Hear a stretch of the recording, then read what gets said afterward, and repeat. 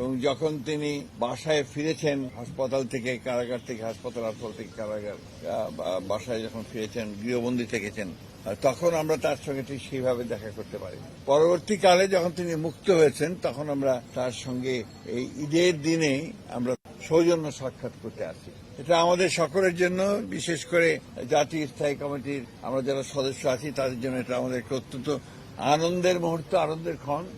কারণ আমাদের নেত্রী, যাকে কেন্দ্র করে আমরা দীর্ঘকাল রাজনীতি করেছি এবং অনেক সফলতা অর্জন করেছে বিএনপি তার নেতৃত্বে, যিনি বাংলাদেশের রাজনীতির গুণগত পরিবর্তন এনেছেন, সেই নেত্রীর সঙ্গে যখন আমরা কথা বলি আমাদের স্বাভাবিকভাবেই আমরা নতুনভাবে অনুপ্রাণিত বোধ করি।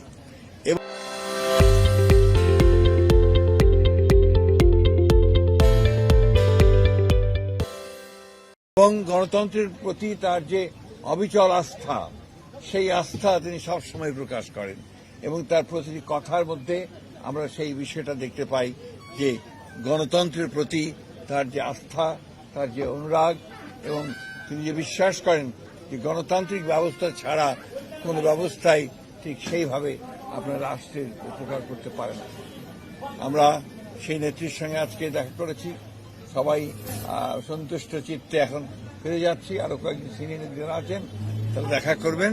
আপনাদের সকলকে ঈদের শুভেচ্ছা জানিয়েছেন, মোবারক জানিয়েছেন, দেশবাসীকে ঈদ মোবারক জানিয়েছেন এবং শুভেচ্ছা জানিয়েছেন, আর সকলকে তার জন্য, দেশের জন্য দোয়া করছেন।